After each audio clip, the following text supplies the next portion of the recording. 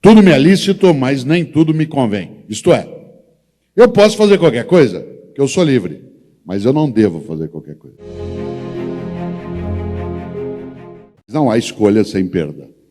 Há pessoas que perdem a vida, a propriedade, o privilégio, perdem a liberdade, mas não perdem a decência. Perdem, inclusive, a capacidade de emprego naquela situação, mas não perdem aquilo que os cristãos, de maneira tão intensa, escrevem no Evangelho de Marcos. Se você tem uma Bíblia cristã, olhe um dia, uma coisa ética muito forte, em que, segundo os cristãos, Jesus teria dito: de nada adianta um homem ganhar o mundo se ele perder sua alma. E a alma, claro, aí não é alma só no sentido religioso do termo, mas é perder a tua decência, tua identidade.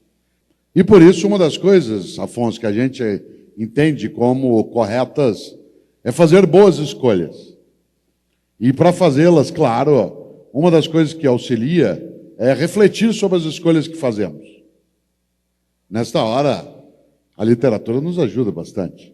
Você tem muitas obras que são absolutamente inspiradoras para fazer pensar sobre nossas escolhas. São os grandes dilemas éticos, né? Dilemas éticos. Raskolnikov, seja lá o que for. Ou se você olha Irmãos Karamazov, por exemplo, né, quando a clássica frase, se Deus não existe, então tudo é permitido, isto é, que vínculo existe entre religião e valores éticos? Alguns diriam, está vendo? O mundo está assim porque falta religião. Cautela. Depende do tipo de religião e que tipo de caminho religioso se segue. Há momentos na história humana em que foi exatamente a religião que foi causadora de malefício. Portanto, não é algo tão automático. Como diz Guimarães Rosa, não convém fazer escândalo de começo. Só aos poucos que o escuro é claro. E no campo da ética, só aos poucos que o escuro é claro. Nós vivemos dilemas. Eu citei agora o Evangelho de Marcos, dos cristãos. Vocês sabem que os cristãos têm um grande pensador, aliás, um grande teólogo, porque, como sabem, o cristianismo é uma religião sem teoria.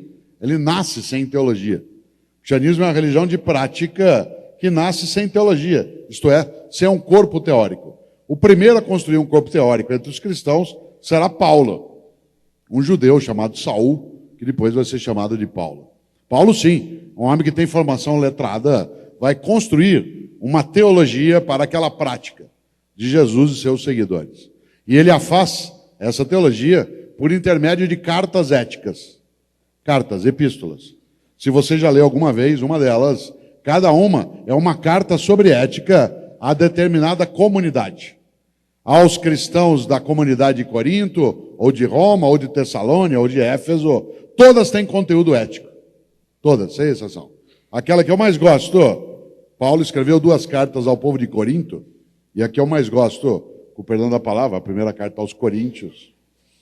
Na primeira carta de Paulo aos Coríntios, há algo que é fortíssimo nisso que se chama de dilema. Paulo escreve isso no capítulo 6, versículo 12. Aliás, só uma curiosidade, como eu também sou da área de ciências da religião, uma coisa que algumas pessoas às vezes não sabem é que as cartas de Paulo elas foram escritas antes dos evangelhos.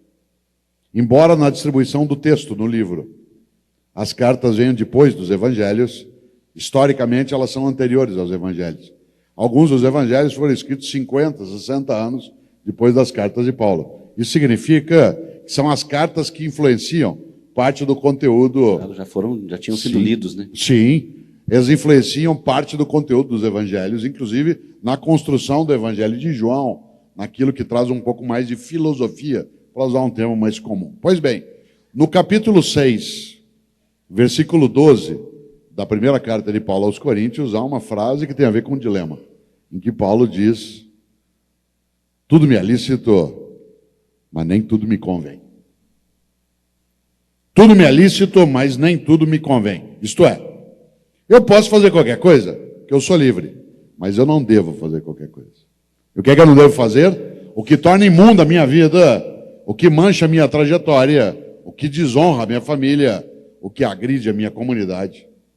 Tudo me é lícito, mas nem tudo me convém. Agora, nós não somos imunes à fratura ética.